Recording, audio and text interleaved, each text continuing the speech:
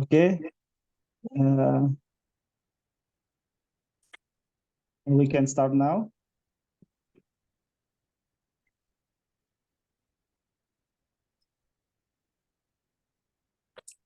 Okay, ladies and gentlemen, Bismillahirrahmanirrahim.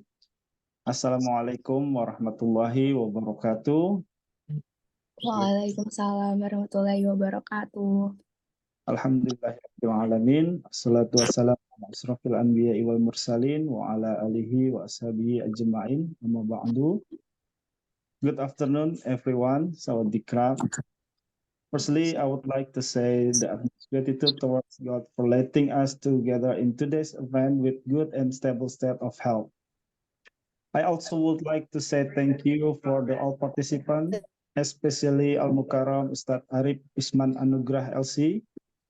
I also convey my respectful greeting to the Dean of the Faculty of Public Health UNISCA, to Brother Finn as Chairman of the Community of Muslim Club Mahidol University. We also thanks to Mr. Rudy Hartono as a translator and facilitator, and of course all the brothers and sisters in the community of Muslim Club Mahidol University, Thailand, for the willingness to join the event, namely Community Service Program with theme or topic, Proud to be a Muslim, carried out by Public Health Faculty of Kalimantan Islamic University, Indonesia. For the information, today's activity is the second community service activity carried out for our brothers and sisters in Muslim Club University. Our brothers and sisters in Muslim Club community of Mahidol University.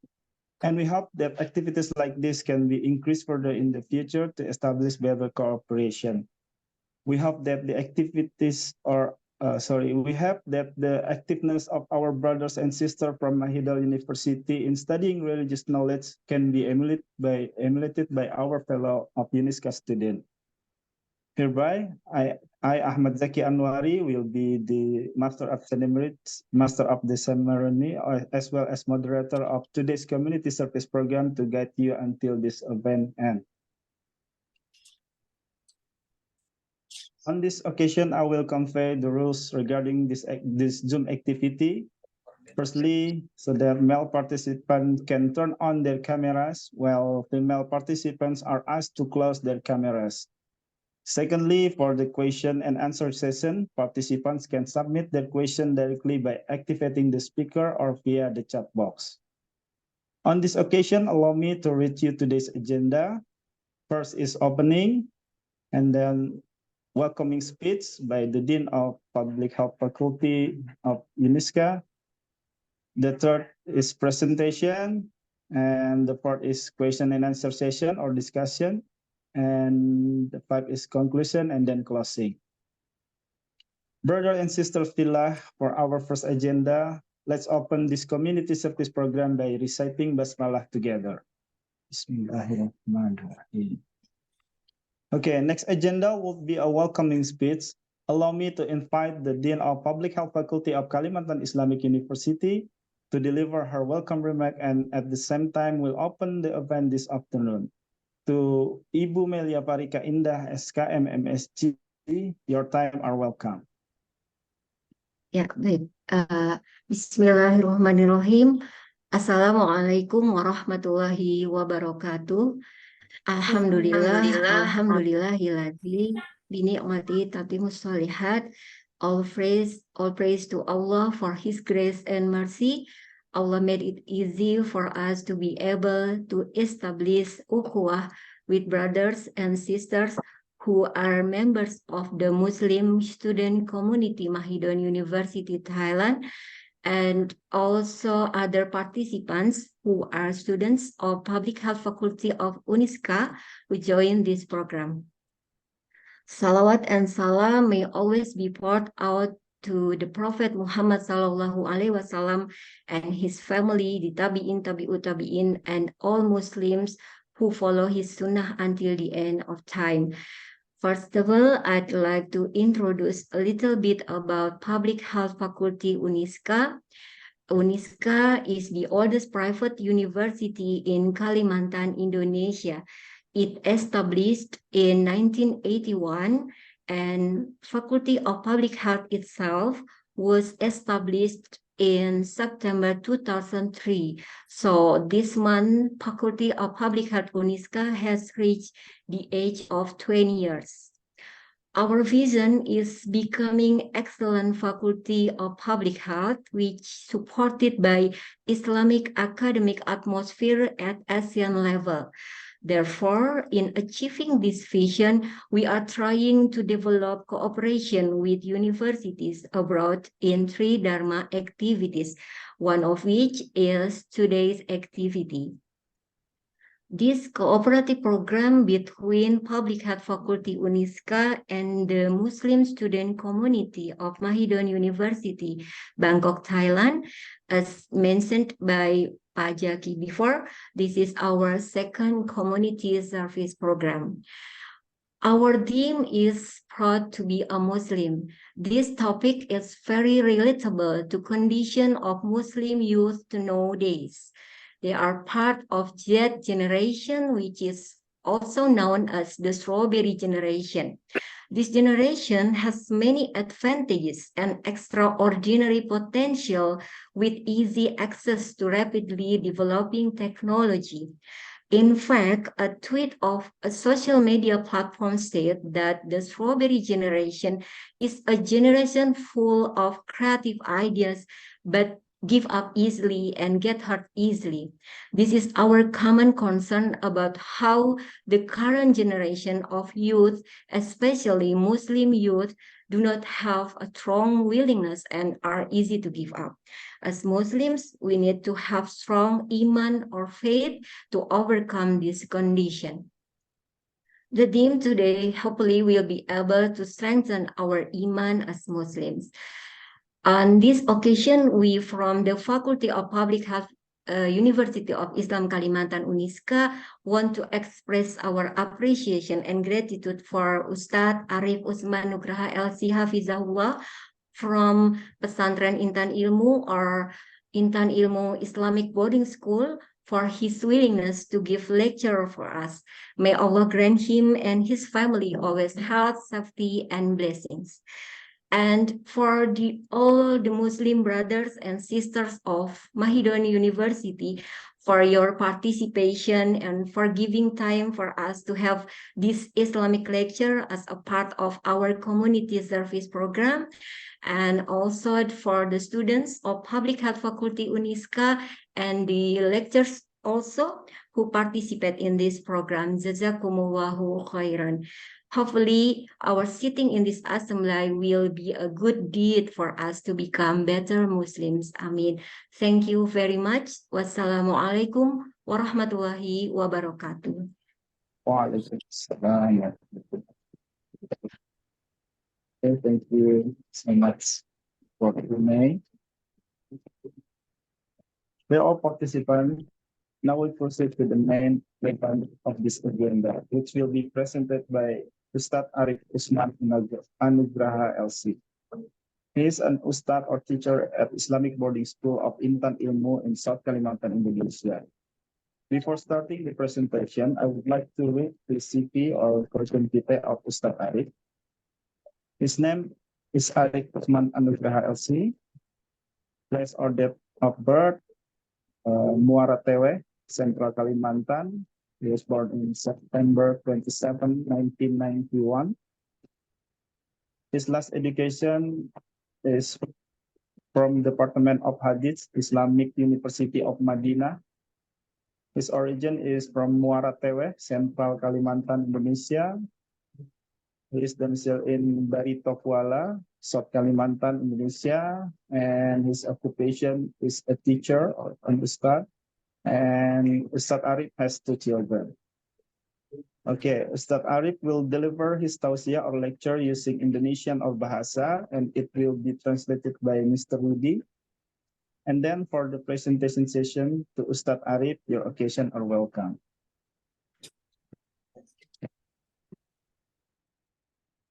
Bismillahirrahmanirrahim. Assalamualaikum warahmatullahi wabarakatuh.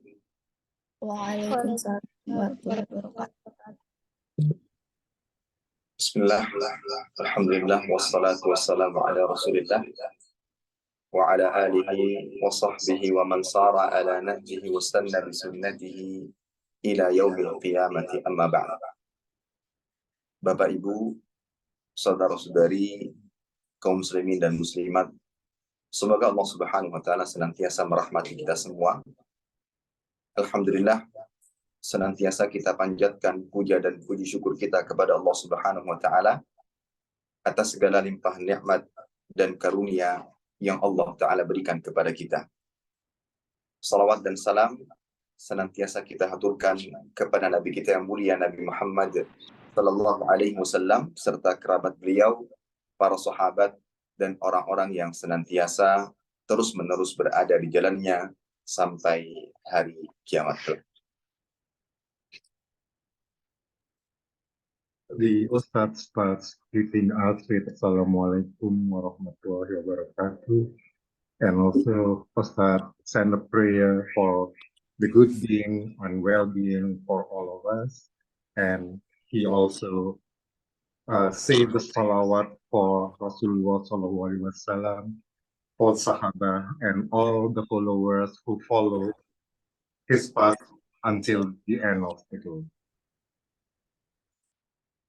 Bapak Ibu, saudara-saudari, kaum muslimin dan muslimat rahimani wa rahimakumullah ta'ala, pada kesempatan yang mulia ini kita akan mengangkat sebuah tema, bangga menjadi seorang muslim.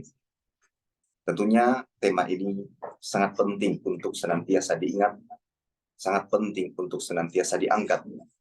Mengingat di zaman ini banyak kaum muslimin justru merasa malu menjadi seorang muslim, menyembunyikan identitas diri sebagai seorang muslim, dan yang lebih parah adalah meninggalkan syariat-syariat Allah Subhanahu wa taala, baik yang tampak maupun yang tersembunyi. Oleh karenanya, sebagai seorang muslim harus mengetahui bahwa jadi seorang muslim semestinya kita harus senantiasa berbangga diri. Ustadz said that the topic today, proud to be a Muslim, is a very important topic to be remembered by all Muslims and also to be appraised by all of us, because nowadays there are many Muslims who are embarrassed and even ashamed to be Muslims, and also they are reluctant to show their existence as a Muslim. Bapak Ibu, saudara-saudari, kaum muslimin dan muslimat yang dirahmati Allah Subhanahu wa taala. Berbicara tentang kenikmatan yang Allah taala berikan kepada hamba-hambanya. Allah taala memberikan kita kenikmatan yang begitu banyak. Tak satu pun di antara kita yang dapat menghitungnya.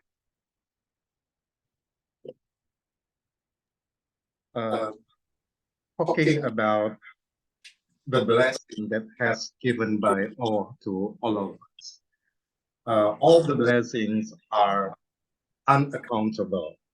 So here Ustadz is starting the lecture today by talking about the uncountable blessing of Allah to all of us. Meskipun ada di antara manusia yang banyak tertimpa ujian, musibah, niscaya ia akan tetap mendapati bahwa nikmat Allah lebih banyak dibandingkan musibah yang menimpanya. Allah Ta'ala menjamin, jika manusia berusaha mencoba menghitung kenikmatan-kenikmatan yang Allah Ta'ala berikan, niscaya dia tidak akan mampu menghitungnya. Sekali lagi, meskipun banyak musibah yang menimpanya, tentunya kenikmatan Allah jauh lebih banyak dan tidak terhitung dibandingkan kenikmatan atau dibandingkan musibah yang menimpanya. Although there are many disasters that we experience so far, but if we compare to the blessings that Allah has given to us, the blessings is still far more than the disasters that we have experienced. And for those who try to calculate about the amount of blessings that Allah already given to us. So indeed, it is impossible. It is impossible to be able to count all the blessings that Allah give us. Hal ini didasari akan firman Allah Subhanahu wa taala di dalam surat Ibrahim ayat 34. Allah tabaraka wa taala berfirman, "Wa ataakum min kulli ma sa'altumuh wa in ta'uddu ni'matallahi la tuhsuha innal insana lazalumun kafar." Dia telah memberikan kepadamu semua keperluan dan kebutuhanmu dan segala apa yang engkau mohonkan kepadanya. Dan jika engkau berusaha dan berupaya menghitung nikmat-nikmat Allah, tidaklah kamu dapat menghitungnya. Sesungguhnya manusia itu sangat zalim dan sangat mengingkari kenikmatan Allah Subhanahu wa taala.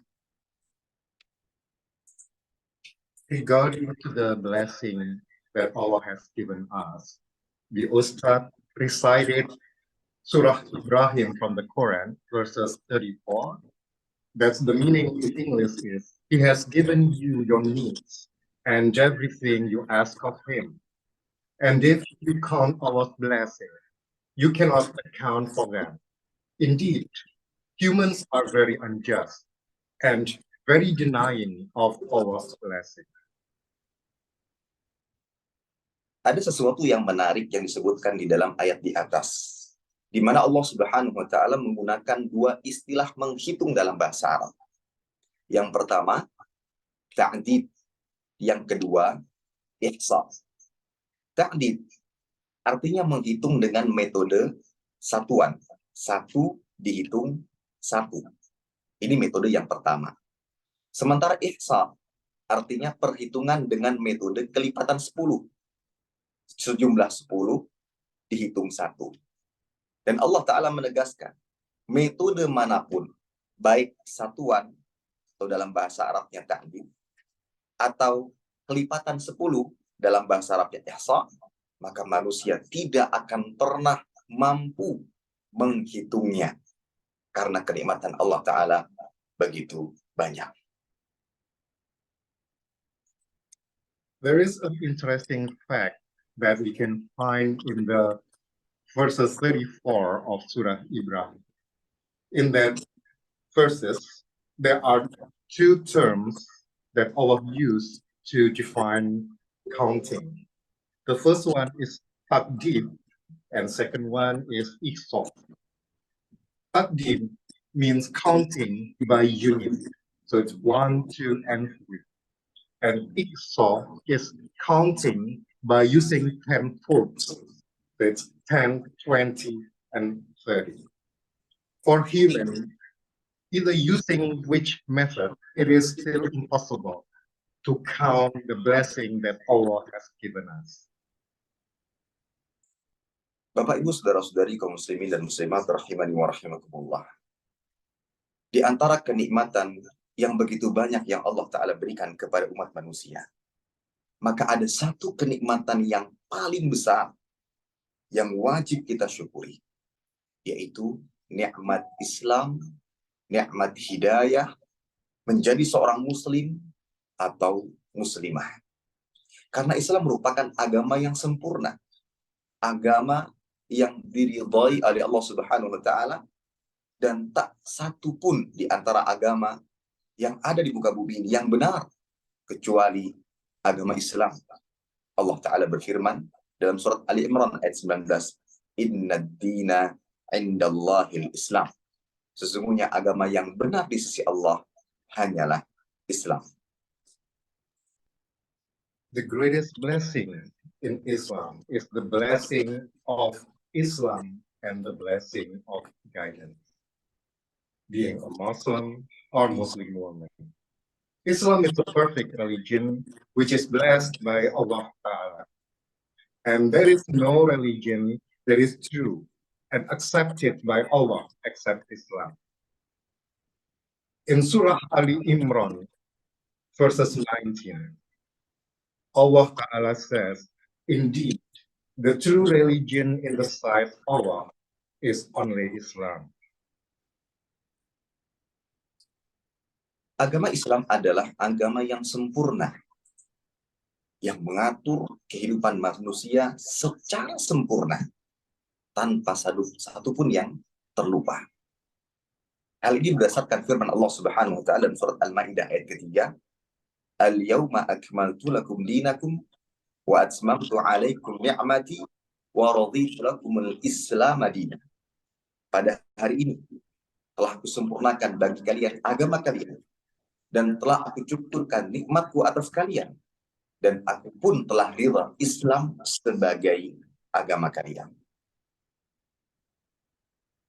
Furthermore, Ustaz explained that Islam is a perfect religion, and Islam regulates all aspects in human life perfectly. It is as said by Allah in the Quran, Surah Al-Maidah, verse 3, which said, "Today I have perfected for you your religion and completed my blessing upon you and approved for you Islam as your religion." Ayat ini turun pada saat Nabi Shallallahu Alaihi Wasallam melaksanakan haji wada, tepatnya pada hari Arafah tahun 10 Hijriah. Selesai Nabi Shallallahu Alaihi Wasallam berkhutbah pada waktu tersebut, Nabi Shallallahu Alaihi Wasallam menghadap kepada para sahabat dan bertanya, "Wa antum tus'aluna anni, fama antum qailun?" Jika kalian ditanya tentangku, apa yang akan kalian katakan?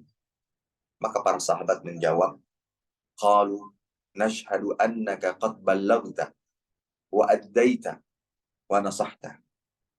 Faqala bi isbi'aihi sababah yarfa'uhuma ila as-sama', Allahumma shahad, Allahumma shahad, Allahumma shahad. Maka para sahabat menjawab, kami bersaksi bahwa sesungguhnya engkau telah menyempurnakan penyampaian risalah Islam, telah menunaikan amanah yang telah Allah Ta'ala berikan, dan telah memberikan nasihat secara sempurna kepada kami kaum muslimin. Mendengar hal tersebut, Nabi Shallallahu Alaihi Wasallam mengangkat jari telunjuknya ke arah langit dan mengatakan, "Ya Allah, saksikanlah, saksikanlah, saksikanlah." Beliau ulangi sebanyak 3 kali.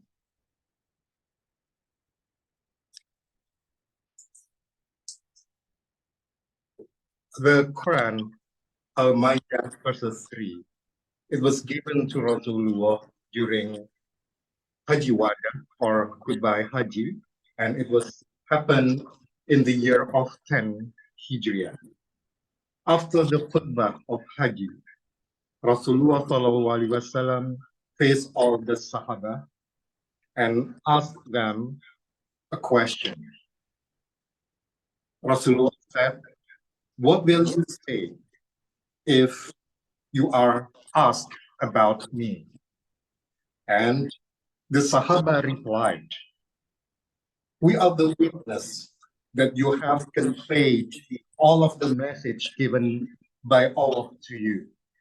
And then Rasulullah said, and looking to the sky, "Oh Allah, please be my witness." And he said that 3 times. Setelah Rasulullah Shallallahu Alaihi Wasallam menyampaikan hal di atas, Allah Subhanahu Wa Taala menurunkan ayat tadi di dalam surat Al-Maidah ayat ketiga, "Al-yawma akmaltu lakum dinakum wa atmamtu 'alaikum ni'mati wa raditu lakumul Islam madina." Sehingga ayat ini dikatakan oleh para ulama merupakan ayat yang terakhir yang Allah Ta'ala turunkan kepada Nabi Shallallahu Alaihi Wasallam sebagai penutup dan penjelas serta penegas bahwa agama Islam adalah agama yang sempurna. Agama Islam adalah agama yang mencakup semua aspek kehidupan manusia tanpa terkecuali. Ada sebuah kisah di mana salah seorang Yahudi datang kepada Salman radhiyallahu ta'ala dan mengatakan, "Allamakum nabiyyukum kulla syai' hatta al-khira'." Nabi kalian mengajarkan kepada kalian segala hal sampai adab membuang hajat. Maka Salman mengatakan, nah, ini menunjukkan bahwa tidak ada perkara dalam kehidupan kita melainkan sudah tertuang di dalam ajaran Islam, dan ini menunjukkan kesempurnaannya.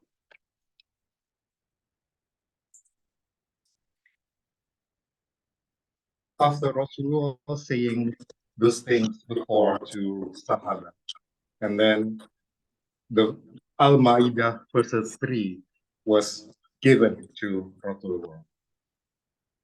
And this verse is said by the ulama to be the last verses of the Quran given to Rasulullah.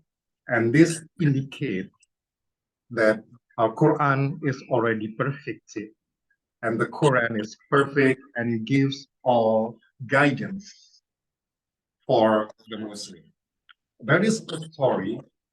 There was a Yahudi comes to one of the Sahaba, the name is Salman, and the Yahudi person said to him that your prophet has given to you all information, all direction about everything, including the way to go to the toilet. And Salman said, yes, indeed. So this story indicates that Islam is a very complete and perfect religion that teach about everything, from the biggest thing in the world and the smallest thing in the world. Firman Allah Subhanahu wa Ta'ala dalam surat Al-Ma'idah ayat ketiga ini memberikan pelajaran yang amat sangat berharga, yang menunjukkan arti kesempurnaan Islam yang wajib diketahui oleh setiap hamba. Yang pertama adalah ajaran Islam telah sempurna, sehingga kita tidak butuh kepada agama dan ajaran selain Islam. Al-Ma'idah 3 provides valuable lessons that shows the meaning of Islam in perfection. The first lesson is that Islamic teaching are already perfect, so we just need other religions and teaching. Ada perkataan dari Abdullah bin Abbas radhiyallahu ta'ala anhuma berkenaan tentang ayat di atas.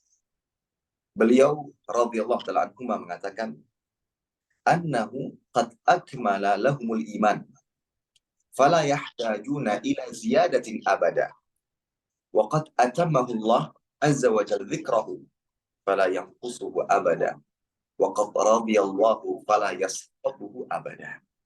Artinya, Abdullah bin Abbas mengatakan Allah telah menyempurnakan Islam sehingga mereka, yaitu umat Islam, tidak perlu lagi tambahan ataupun pengurangan.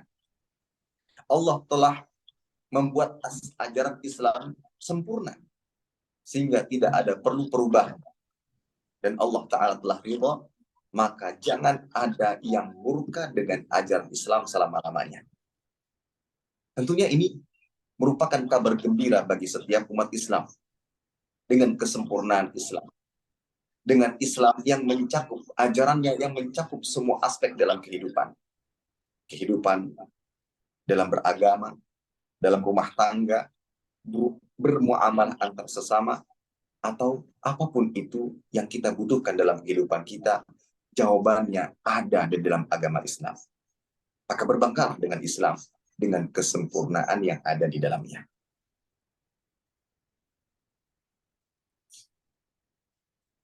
The Ustad told us about one of the Sahaba. The name is Abdullah bin Abbas radhiyallahu anhu.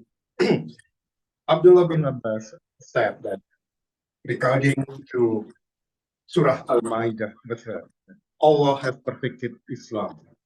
So Muslims do not need to add or to subtract anything regarding to Islam teaching, because Islam is already perfect and Allah already accepted Islam as our religion. And in Islam, all aspects of life has been included about how we practice our religion, also about how we have to do in our marriage life and other aspects of the aspects of the life. So as a Muslims, we should be proud of being a Muslim. Pelajaran yang kedua yang bisa kita ambil dari ayat di atas adalah ayat ini merupakan sanggahan untuk orang-orang yang mendiskreditkan Islam atau membenci Islam dengan mengatakan bahwa Islam tidak cocok untuk setiap zaman dan setiap tempat. Sehingga mereka mengatakan Islam hanya cocok di zaman para nabi dan para sahabat, para tabi'in, atau generasi-generasi awal. Sementara tidak cocok di zaman sekarang. Ada perubahan, mengikuti modernisasi, mengikuti zaman yang modern, teknologi yang berkembang. Sehingga mereka mengatakan Islam tidak cocok di zaman sekarang dan memerlukan adanya perubahan.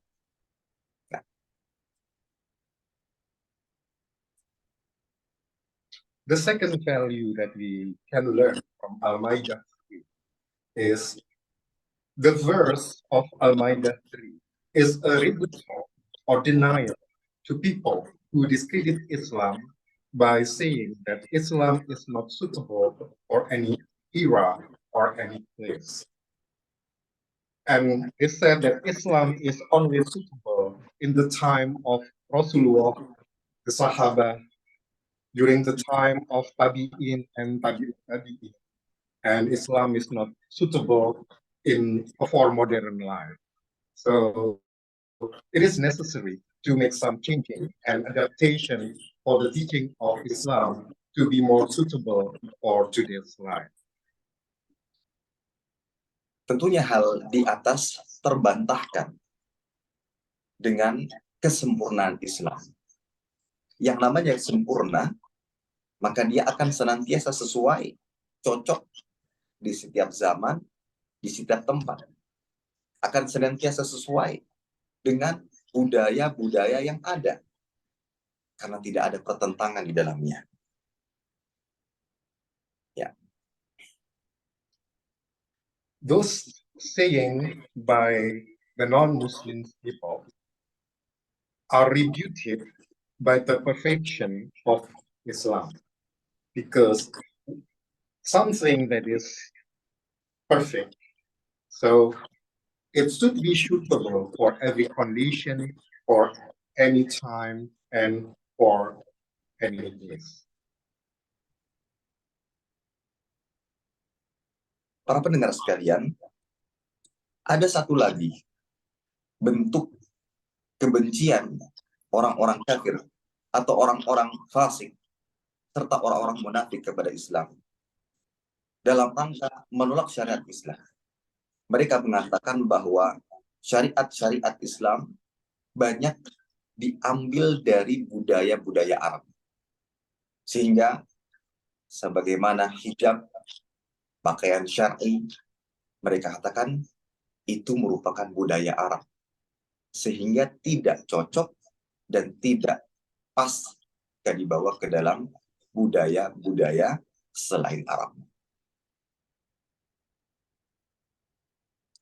One other thing that is said by those who hate Islam, especially from the unbeliever and also the munafiq, they said that Islamic teaching comes from Arab culture, such as hijab, niqab, and etc.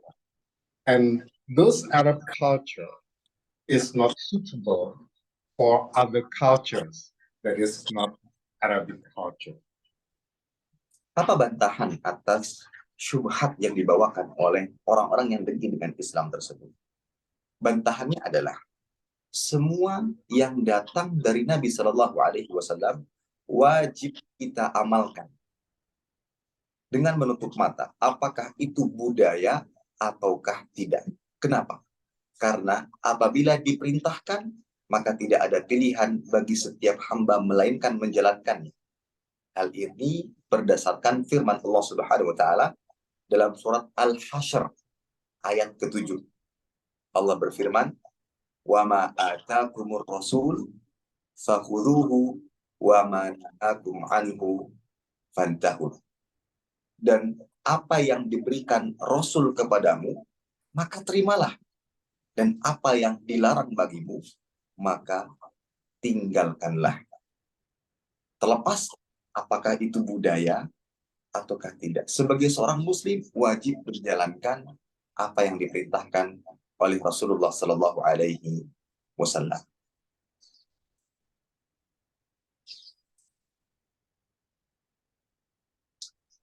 To rebuke all the opinion from the unbeliever and also the munafiq,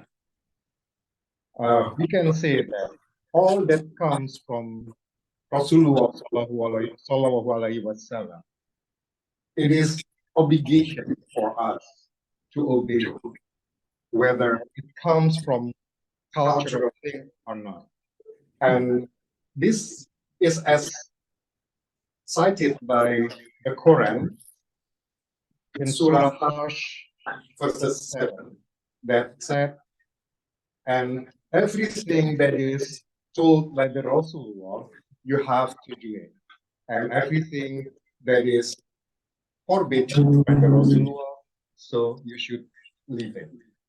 And as Muslims, we are obligated to obey all the teachings that was given by Rasulullah Sallallahu Alaihi Wasallam. Baik, jika kita katakan bahwa apa yang diajarkan oleh Nabi Shallallahu Alaihi Wasallam atau apa yang dibawa oleh Islam itu merupakan budaya, maka bukan menjadi alasan kita untuk menolaknya. Karena Islam datang atau apa yang diajarkan oleh Nabi Shallallahu Alaihi Wasallam bukan untuk menolak semua budaya yang ada di masyarakat. Oleh karenanya, Nabi Shallallahu Alaihi Wasallam bersabda, "Innama bu'ithu li'utammima salihal akhlak." Sesungguhnya aku diutus hanyalah untuk menyempurnakan akhlak dan budaya-budaya yang baik. Dan ketika ada budaya yang baik itu budaya Arab atau yang lainnya, dan kemudian ditetapkan atau sesuai dengan aturan Islam, maka menjadi kewajiban kita untuk mengikutinya berdasarkan perintah Allah Ta'ala dan Rasulnya Sallallahu Alaihi Wasallam.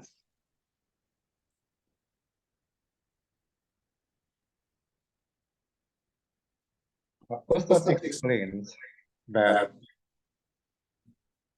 if Islam, what Islamic teaching is a cultural thing, so it is not a reason for us to refuse the teaching. Because Islam comes to this world not to refuse the existing culture.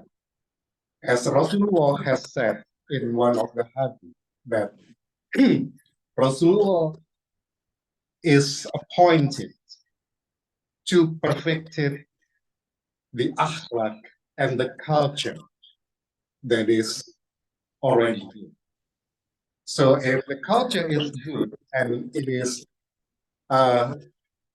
included in the Islamic teaching, so the Muslim should obey that culture, not as culture, but as part of the teaching of Islam.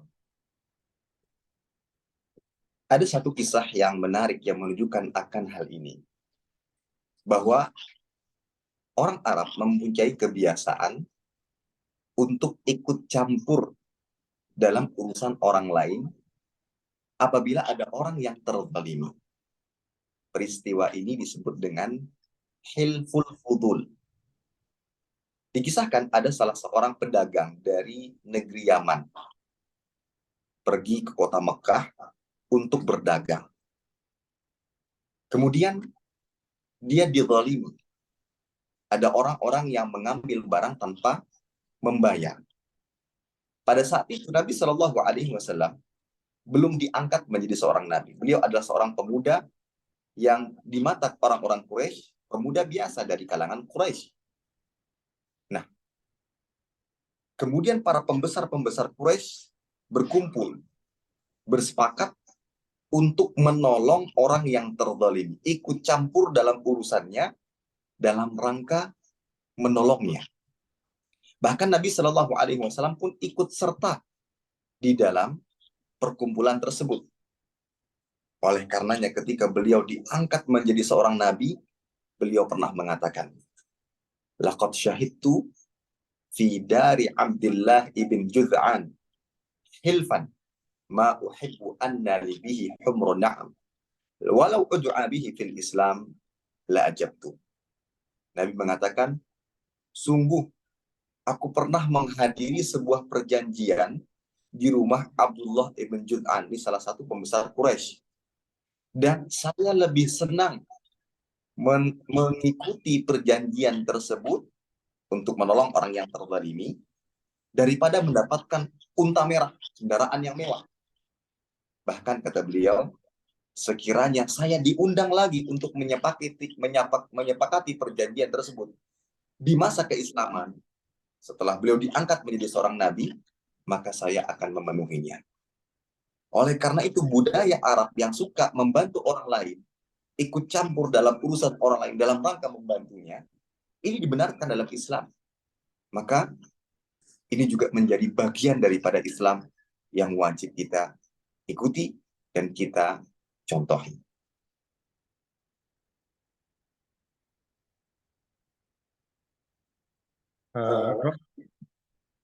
The Ustaz told us about a story that Arab people have a habit that they like to meddle in other people's business. And one day, there is a trader from Yemen who one of his object that he's selling was taken without any payment. And it happens before Rasulullah was appointed to be a prophet. And at that time, the important people of Quraysh, they decide to meddle for this matter, for the purpose to help the Yaman trader. And Rasulullah was one who joined also to solve this problem. And this condition was mentioned by Rasulullah in one of the hadiths. Rasulullah said that, indeed, I ever attended an agreement in one of the house of a Quraysh important person. And I like it better to attend this kind of agreement compared to being given a red camel. And if I was invited to do the same agreement again, indeed I will attend again. This shows that good culture that is already existed before Islam is also included as part of the teaching of Islam. And as a Muslim, we need to practice it also. Dan kebalikannya, apabila terdapat budaya-budaya yang buruk yang ada di tengah-tengah bangsa Arab, seperti di zaman jahiliyah, maka dengan diutusnya Nabi Shallallahu Alaihi Wasallam, beliau membatalkan dan menghapus itu semua. Hal ini berdasarkan sabda Nabi Shallallahu Alaihi Wasallam, ala wa inna kulla syai'in min amril jahiliyati mawdu'un tahta qadamai hatain. Beliau mengatakan, ketahuilah bahwa segala sesuatu yang buruk di zaman jahiliyah diletakkan di bawah kedua kakiku ini. Maksudnya dibatalkan dan dihapus. Ini menandakan bahwa Islam tidak membawa budaya, namun Islam membawa syariat Allah Subhanahu wa Ta'ala yang mengatur segala aspek kehidupan Dan semua yang diajarkan dalam Islam sempurna dan wajib bagi kita untuk meyakininya.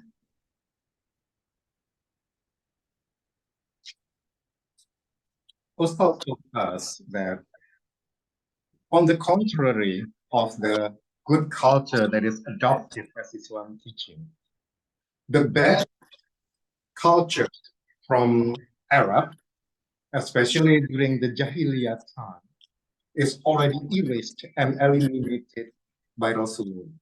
As one of the hadiths said, Rasulullah SAW said, know that everything bad from the time of Jahiliyah were laid under my feet.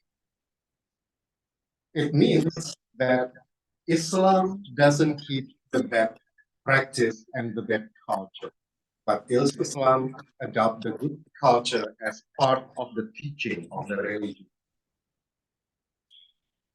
Oleh karenanya, kita kembali kepada poin yang kedua, bahwa kesempurnaan Islam ini membantah semua tuduhan yang ditujukan oleh orang-orang yang dengki dengan Islam, yang mengatakan Islam tidak cocok, tidak relevan dengan zaman dan tempat. Namun Islam sempurna. Dan di balik kata sempurna, maka Islam akan senantiasa tegak. Islam akan senantiasa berada di puncak dan mengatur semua kehidupan manusia dan dibutuhkan oleh setiap manusia.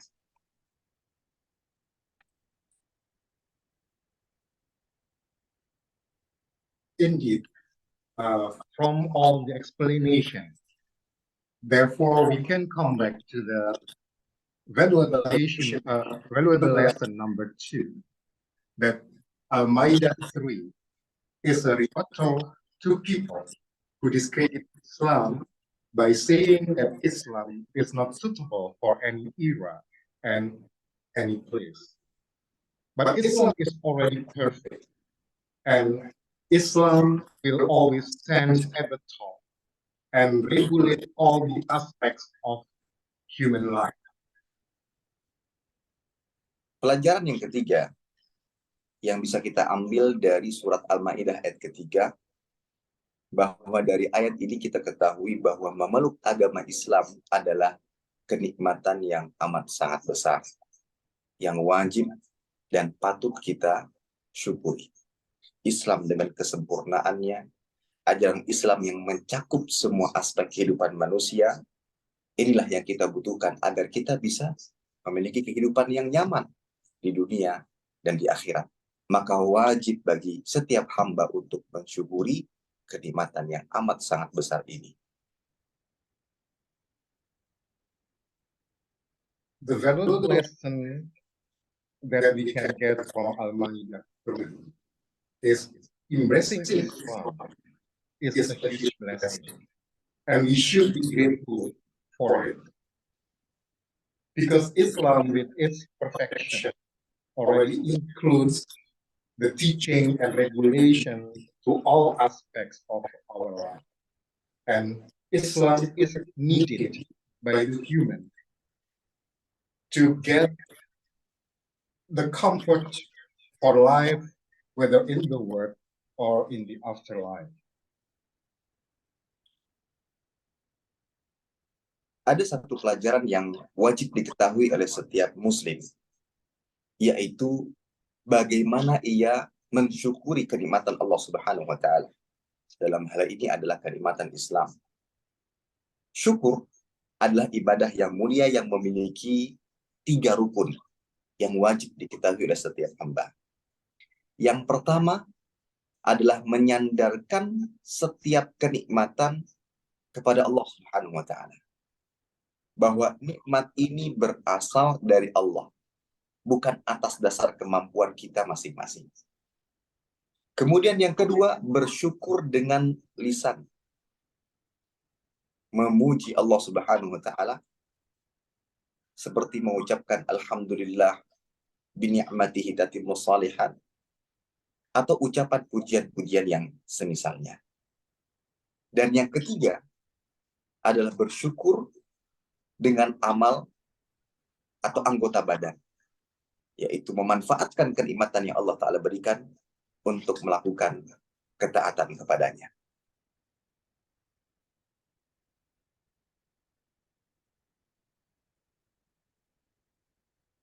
One lesson that is obligated for us Muslims to know is how to praise and to pay gratitude for the blessing of Islam.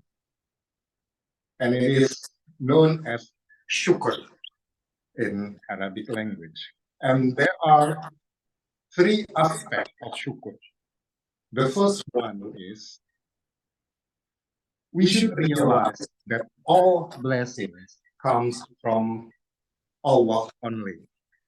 And it is not from the capacity of us as humans. So we should realize that everything is come from Allah, and the reason is only Allah, not us human. And the second aspect is we have to say gratitude with our lisan, or we have to express it orally by reciting hamdalah. And then the third one, the expression of gratitude should be shown by doing something with our body's part, such as ibadah, and all of them only for Allah. Bentuk bersyukur dengan menggunakan amal atau anggota badan kita adalah yang pertama, bersungguh-sungguh mempelajari agama Islam. Kita pelajari semua ilmu yang Allah Ta'ala turunkan, baik dari Al-Quran maupun hadis-hadis Nabi Sallallahu Alaihi Wasallam. Kemudian yang kedua, bersungguh-sungguh mengamalkan apa yang kita ketahui dari ilmu agama ini. Maka dua hal ini bentuk rasa syukur yang dimiliki oleh seorang hamba atas kenikmatan Islam yang Allah Ta'ala berikan kepadanya. The form of gratitude that is expressed by doing the thing with our part of the body. There are two main things. The first one is we have to be seriously learning about Islam. It comes from the Al-Quran and also the Hadith. And second one, after we learn about everything about Islam or Quran and Hadith, we have to do it according to the lesson that we have studied. And these two is the form of gratitude that we can express for being a Muslim. Setelah kita mengetahui keutamaan Islam, Islam adalah agama yang sempurna, Islam adalah agama yang diridhai Allah Subhanahu wa Ta'ala, maka satu kesimpulan yang bisa kita ambil bahwa Islam adalah kunci keselamatan di dunia dan di akhirat. Islam kunci keselamatan. Islam adalah kunci kemenangan. Dalam sebuah hadis Nabi Shallallahu Alaihi Wasallam bersabda, "Kullu ummati yadkhulunal jannata illa man abah." Qila wa man ya'ba ya Rasulullah?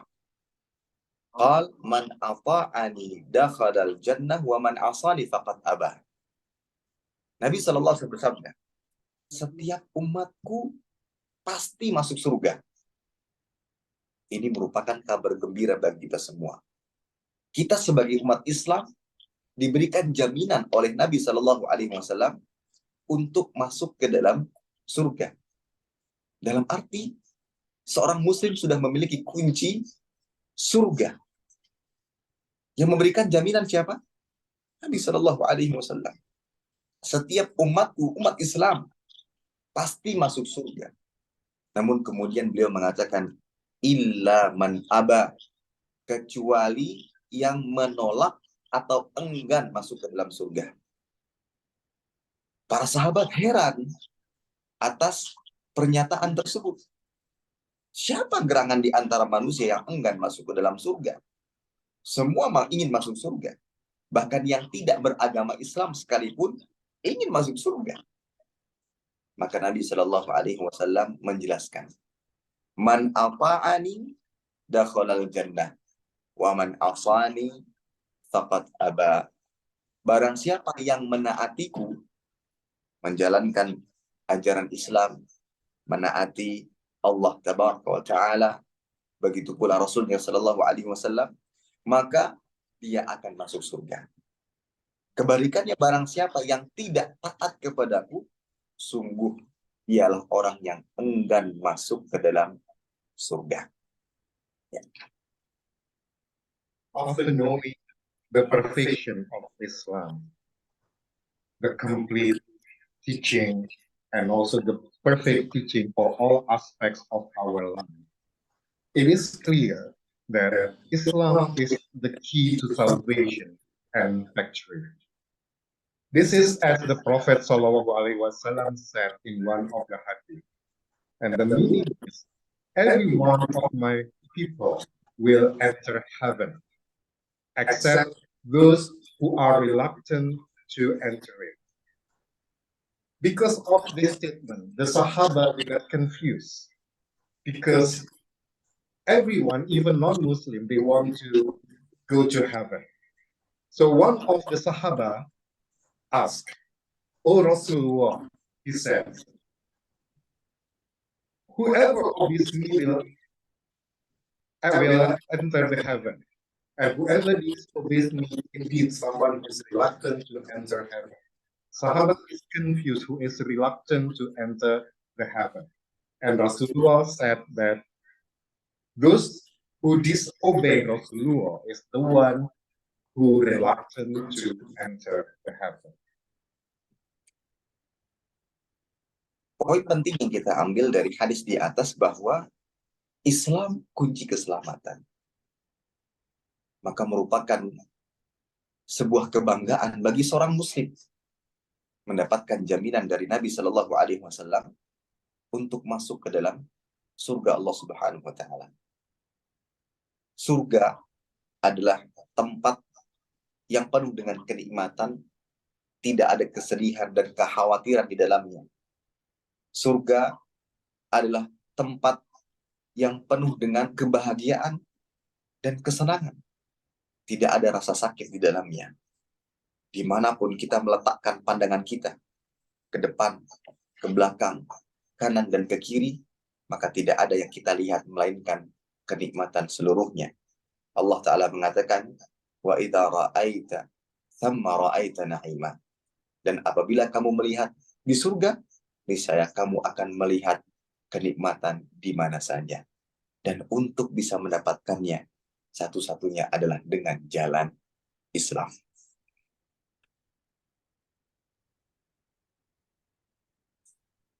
The important point is that Islam is the key to salvation.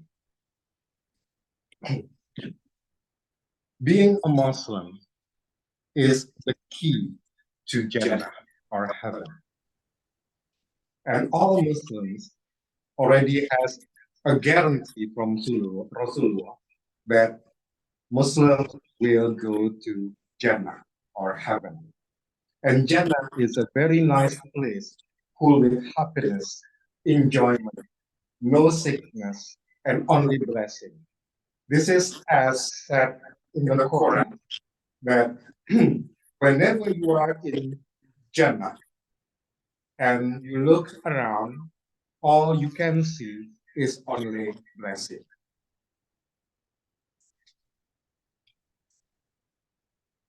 Terdapat hadis Nabi Shallallahu Alaihi Wasallam yang lainnya yang menunjukkan Islam merupakan sebuah kebanggaan bagi umatnya.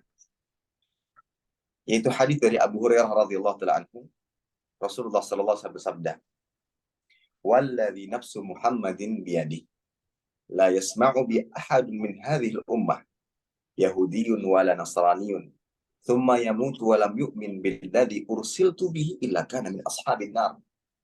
Kata Nabi Shallallahu Alaihi Wasallam, demi Allah yang jiwaku ada di tangannya, Tidaklah salah seorang di antara umat ini, umat manusia, mendengar tentang Nabi Shallallahu Alaihi Wasallam atau syariat Islam yang aku bawa, yang dibawa oleh Nabi Shallallahu Alaihi Wasallam, baik dia seorang Yahudi atau Nasara atau yang lainnya, kemudian dia meninggal dunia dalam keadaan tidak beriman dengan agama yang Nabi Shallallahu Alaihi Wasallam bawa, yaitu agama Islam, kecuali dia akan masuk ke dalam neraka, waliyadzubillah. Maka sekali lagi, hadis ini menunjukkan, memberikan kabar gembira bagi kita semua, terutama bagi mereka yang berada di atas Islam, yang senantiasa berpegang teguh dengan ajaran-ajaran Islam. Maka insya Allah Ta'ala kita sudah berada di jalan yang tepat. Insya Allah Ta'ala kita sudah berada di jalan yang diridhai Allah Subhanahu Wa Ta'ala. Perbanyak doa agar kita termasuk di antara penghuni surganya. Another hadith that talking about Islam is the key to salvation is a hadith from Abu Hurairah radhiyallahu anhu, and the hadith said, Rasulullah sallallahu alaihi wasallam said, "But by God, the one in whose hand is the soul of Muhammad, no one from this nation, whether Jew or Christian, will hear of me and then die not believing in what I was sent with, unless he is among the unbelievers of the hell." This hadith said that these believers will not go to Jannah, but they will go to hell. And as Muslims, it is a very good news for all of us that we are already in the right path, inshallah. And we are already in the religion that is accepted by Allah. So let's increase our prayer to Allah to keep us until the end of the time to be still in Islam. Dari penyampaian telah disampaikan di atas, maka menjadi seorang muslim harus berbangga. Banggalah menjadi seorang muslim. Bagaimana cara kita menunjukkan kebanggaan kita menjadi seorang muslim? Yang pertama adalah dengan tidak henti-hentinya untuk selalu memuji Allah Subhanahu wa Ta'ala, mensyukuri nikmat Islam yang Allah Ta'ala berikan kepada kita. Seringkali kita lupa bahwa Islam merupakan kenikmatan, sehingga kita hanya mau mensyukuri kenikmatan dunia Allah Ta'ala berikan. Padahal selama ini kita berada di atas kenikmatan yang paling besar, itu nikmat Islam. Maka tunjukkan kebanggaan kita akan umat Islam sebagai umat Islam dengan cara senantiasa memuji Allah dan mensyukuri semua kenikmatan Islam yang Allah Ta'ala berikan. As a Muslim, we need to be proud. And our proudness to be a Muslim should be shown by two ways. And the first way is always praise and be grateful for the blessings of Islam to Allah Subhanahu wa Ta'ala. Usually we are only grateful for the material things that are given by Allah. But it is very rare for us to be grateful for the blessing of being a Muslim, of taking Islamic teaching in our life. Kemudian yang kedua, yang menunjukkan kebanggaan kita sebagai seorang muslim adalah menjalankan syariat Islam dengan sepenuh hati. Menjalankan syariat Islam dengan sepenuh hati. Kita berikan beberapa contoh, terutama hal-hal yang nampak dan terlihat. Yang pertama, berbangga dengan pakaian muslim. Kadang kita sendiri malu berpakaian muslim, baik laki-laki maupun perempuan. Laki-laki malu menggunakan peci, laki-laki malu menggunakan pakaian syar'i yang biasa digunakan untuk sholat. Kenapa malu? Sudah seorang muslim. Terlebih lagi wanita dengan pakaian syar'inya, kenapa malu dengan pakaian tersebut? Anda semestinya bangga menjadi seorang muslim dengan pakaian syar'i yang Allah Ta'ala perintahkan untuk dikenakan, yang Allah Ta'ala wajibkan untuk dipakai. Karena ketahuilah, rasa malu itu menunjukkan bahwa kita tidak berbangga dengan Islam. Kita berikan contoh. Ketika kita mendapatkan hadiah dari orang tua kita, dari saudara kita, kemudian kita malu untuk mengenakannya, ini menunjukkan bahwa kita tidak berbangga dengan orang tua kita. Atau bahkan kita justru malah merendahkan orang tua kita karena tidak mau mengenakan sesuatu yang diberikan kepada kita. Maka begitu pula lah kepada Allah Subhanahu wa Ta'ala. Banggalah dengan pakaian syar'i yang menunjukkan identitas kita sebagai seorang muslim. Banggalah. Terlebih lagi pakaian ini yang akan menjaga kita dan senantiasa mengingatkan kita bahwa saya seorang muslim, maka saya harus menjalankan aturan-aturan Allah Subhanahu wa Ta'ala.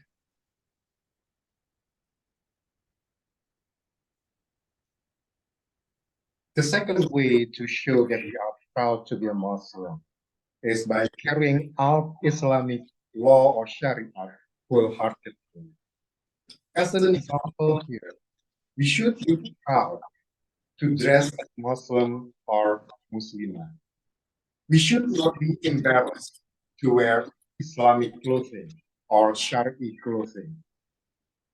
But instead, we have to be proud to wear the clothes that is obligated by Allah for us to wear.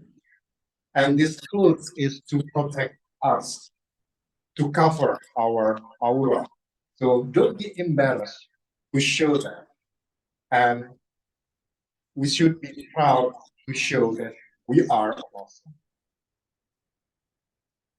Termasuk salah satu contoh menjalankan syariat dengan sepenuh hati sebagai bentuk menunjukkan kita berbangga sebagai seorang muslim adalah menjalankan ibadah yang Allah Ta'ala perintahkan kepada kita.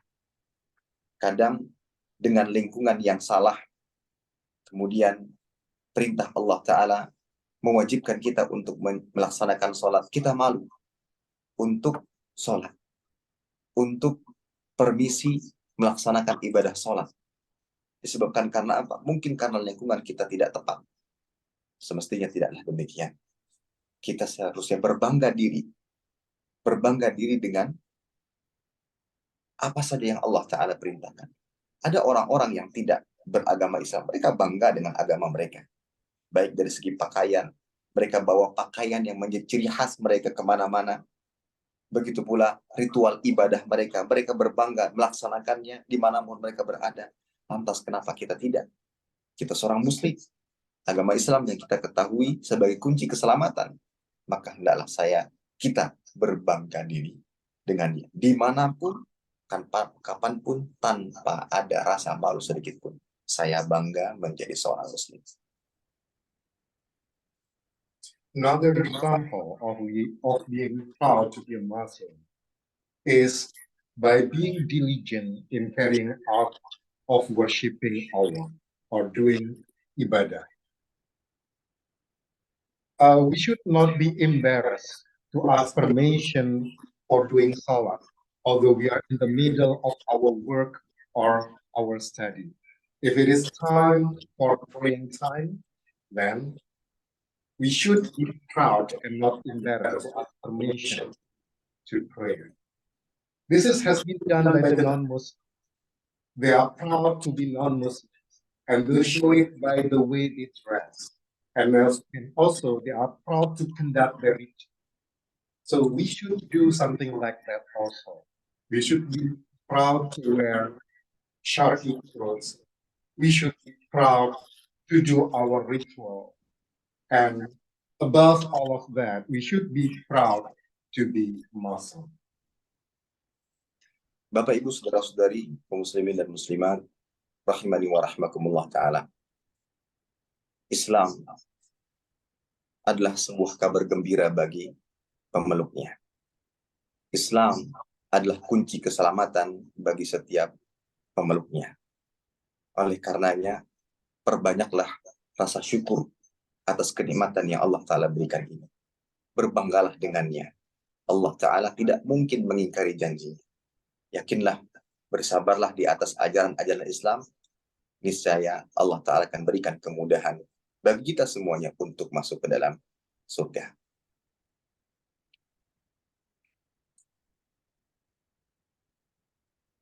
As final words, the Ustad said that Islam is good news for its followers, and Islam is the key of salvation.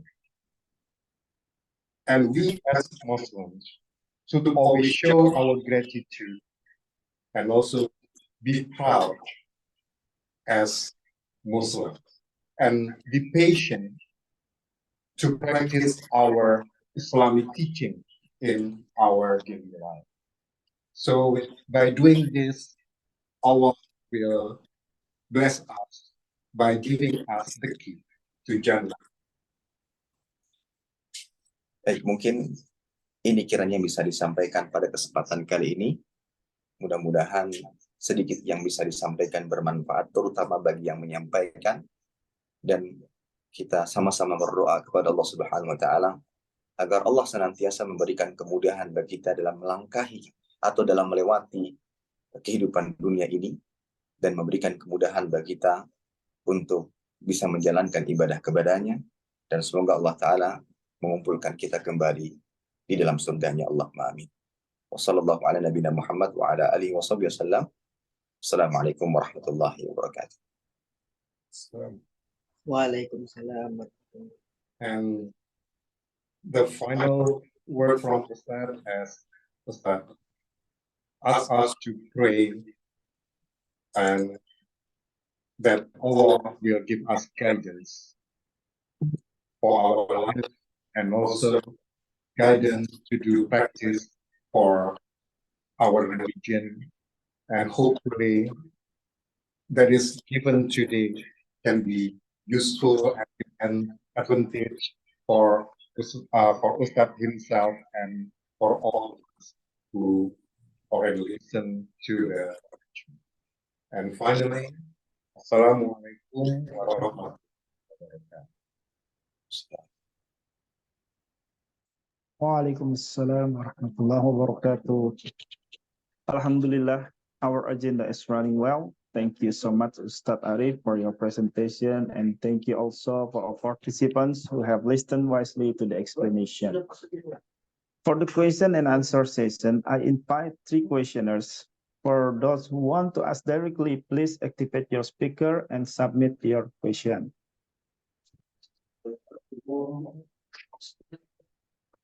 Okay, please go ahead if you have any question. I saw Brother Kazri before. You raise your hand in the emoticon, in the Zoom emoticon. Do you have any question for Ustad Arif, Brother Kazri? Or maybe from other participants? Okay, we have Aura Zulaiha. Do you have any question for Ustad? Assalamualaikum warahmatullahi wabarakatuh. Waalaikumsalam warahmatullahi wabarakatuh. Izin perkenalkan, Ustadz Arif, nama saya Aura Zulaika dari Universitas Islam Kalimantan Muhammad Arsyad Al-Banjari Banjarmasin. Ingin bertanya, mengapa Islam selalu mendapat tuduhan seperti agama yang tidak relevan dan tidak mengikuti zaman, sedangkan Islam sendiri mencakup semua aspek kehidupan manusia? Jadi, apa faktor utama penyebab dari tuduhan-tuduhan tersebut? Terima kasih, Ustadz. Okay, before answer the question, maybe I translate the question to English. Asking about why Islam being accused by not relevant in this era. Maybe Ustadz Arif can answer this question directly.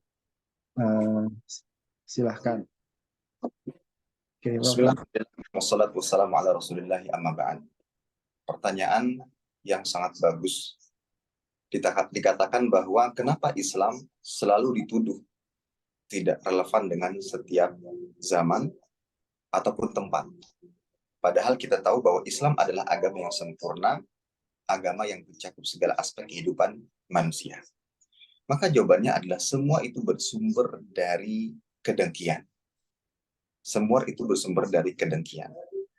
Dengan asal kedengkian dan kebencian, ini bisa beralih kepada tuduhan. Tuduhan-tuduhan yang tidak benar. Dan kedengkian ini berawal dari iblis, laknatullahi alaih. Ketika Nabi Adam alaihissalam Allah Ta'ala ciptakan. Kemudian Allah Ta'ala perintahkan kepada malaikat beserta iblis untuk sujud kepadanya dalam rangka menjalankan perintah Allah. Dia enggan. Dan dia mengatakan bahwa saya lebih baik daripada Nabi Adam alaihissalam. Iblis diciptakan dari api, sementara Adam diciptakan dari tanah. Dengan kedengkian ini muncul kemudian niat-niatan yang buruk untuk mencelakakan, niatan yang buruk untuk menjauhkan ia dari perintah Allah Subhanahu wa taala. Yang pada akhirnya kita tahu kisahnya ketika Nabi Adam alaihissalam digoda, dibisiki oleh iblis yang pada akhirnya melakukan satu pelanggaran yang menyebabkan Nabi Adam keluar dari surga. Dan pemikiran yang seperti ini turun-temurun hingga sampai kepada orang-orang yang benci serta dengki dengan Islam. Semua hal yang berkaitan dengan Islam mereka kait-kaitkan dengan sesuatu yang tidak baik. Syariat Islam sebagai contoh, misalkan ada hukuman had, qisas, ya, hukuman had ketika seseorang melakukan satu pelanggaran maka dia dihukum dengan cara potong tangan dan yang semisal. Mereka katakan bahwa Islam ini adalah agama yang keras, agama yang penuh dengan kebencian dan yang semisalnya. Padahal kenyataannya tidak demikian. Semua itu berawal dari kebencian. Oleh karenanya kita sebagai umatnya berusaha untuk meluruskan itu semuanya. Bagaimana caranya? Caranya adalah dengan berakhlak mulia. Mereka tidak akan membaca kitab-kitab kita. Mereka tidak akan membaca hadis-hadis yang dibawakan oleh Nabi kita. Mereka tidak akan membaca atau mempelajari apa yang selama ini kita pelajari. Tapi mereka bisa mengenal Islam dari diri kita dengan akhlak yang mulia yang kita tunjukkan kepada mereka. Baru terlihatlah ternyata Islam itu indah. Terlihatlah ternyata ajaran Islam itu rahmatan lil alamin. Tidak ada kekejaman, tidak ada kebencian di dalamnya. Itu yang menjadi sebab sesuatu yang sempurna menjadi tidak sempurna di mata orang-orang yang membencinya. Wallah. It's a very long explanation, but I will try to cover all the answer from this. So regarding the question, the Ustad replied that all of that hatred is come from the jealousy, and this jealousy becomes false accusation to Islam. And this is originated from very long time ago when Iblis was instructed to bow to Adam, and Iblis refused because Iblis thought that he is higher than Adam, because Iblis was created from the fire and Adam was created merely from soil. And because of this, Iblis was scolded by Allah and was driven away from the heaven. As a result, Iblis feel revengeful toward Adam and also Adam's descendant.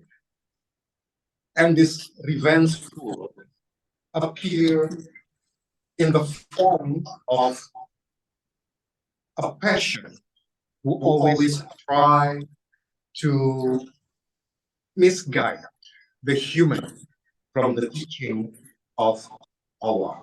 And it started when Adam was kicked out from the heaven because of Iblis, because Adam committed a sin by taking the kind of forbidden fruit in the heaven. And after that, after being kicked out from heaven and being thrown to the earth, all the followers of Iblis and also non-believer of Islam try to use this method to always discriminate Islam. For example, there are law in Islam which is had and qisas. And many times these two laws are used by non-believers to discriminate Islam, because in this law it is allowed for us to cut off the hand for those who stole thing that is not belong to that person. So the disbeliever and the enemy of Islam, they said that Islam is a very strict religion. And because of this, we as Muslims, we need to try to straighten this condition.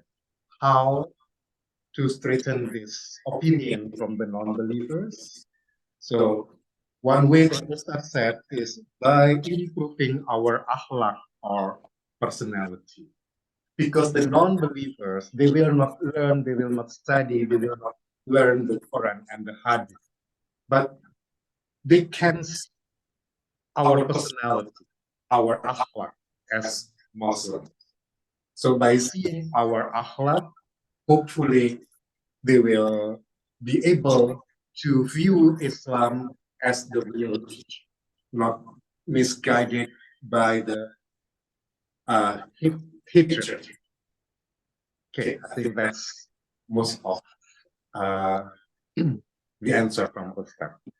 Okay, thank you, Ustaz Arif and Mr. Rudi. Okay, maybe one last question, because in this area in Banjarmasin we have entered Asar time. Maybe from Brother Finn, do you have any question for Ustaz or maybe the other participant?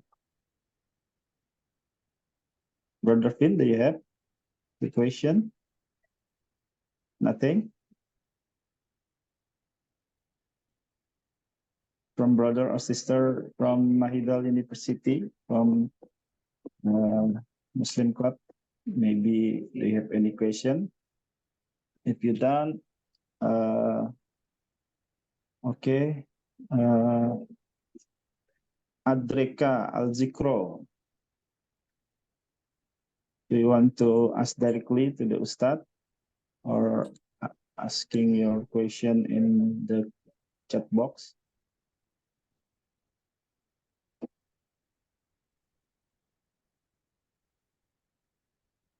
Okay. Maybe the last one question from someone in the chat box. The question is, what is the law if we wear the hijab only to go to campus? Jadi Ustadz, apa hukumnya kalau seorang muslimah khususnya mungkin hanya menggunakan pakaian muslim atau hijab hanya ketika kepentingan berangkat ke kampus, ke sekolah atau sekitarnya? Baik. Bismillah, alhamdulillah, wassalatu wassalamu ala rasulillah, amma ba'd. Sebagai seorang muslim, semestinya terus belajar, mempelajari agama Islam dengan baik. Dan belajar serta menimba ilmu agama, itu hukumnya wajib, baik untuk seorang laki-laki ataupun seorang perempuan.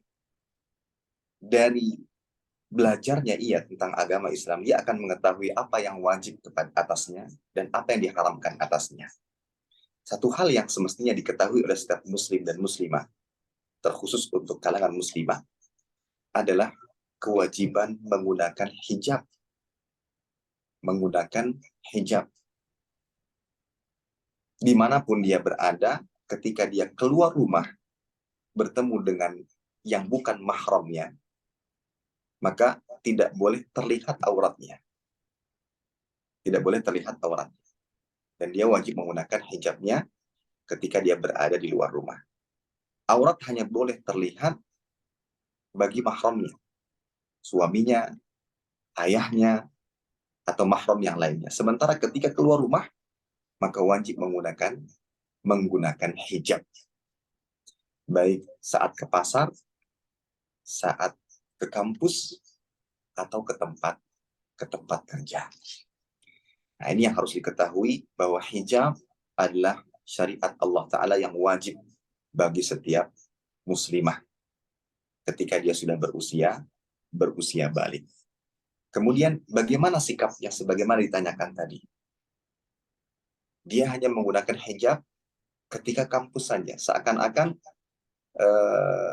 memilih kapan waktu dia menjalankan ibadah. Tentunya ini adalah sikap yang tidak benar. Ini sikap yang tidak benar.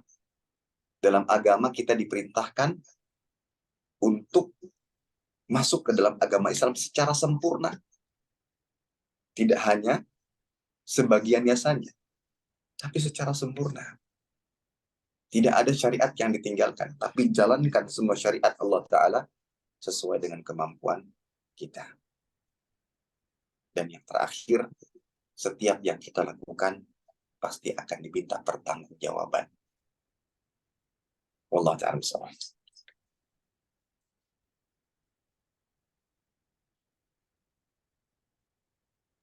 Okay.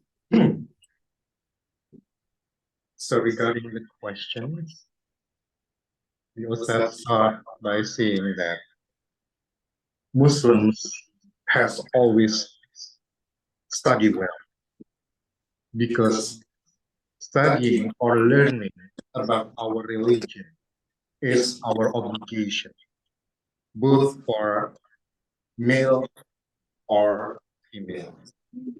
By studying the religion well, we will be able to know the law of Islam, which one is obligatory or wajib, which one is sunnah, which one is haram, etc. And regarding hijab, hijab is an obligation for all women. Everywhere the women goes to outside the house, if she meets person who is not her mahram, so it is obligated for her to cover her aura. And aura can only be seen by her mahram. If you go out, you have to cover your aura. And hijab is obligation for all Muslimah who is already baligh, who reach adulthood. And regarding to the case, how about wearing hijab only when going to campus? The Ustad said, it is not a good attitude,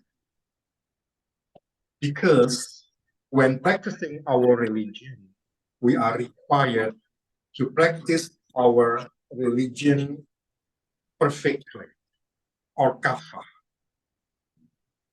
And there is no Shariah that is being left. We should do all Shariah that is already given to us. And last, we have to remember that everything that we did, we should be responsible for it. Thank you.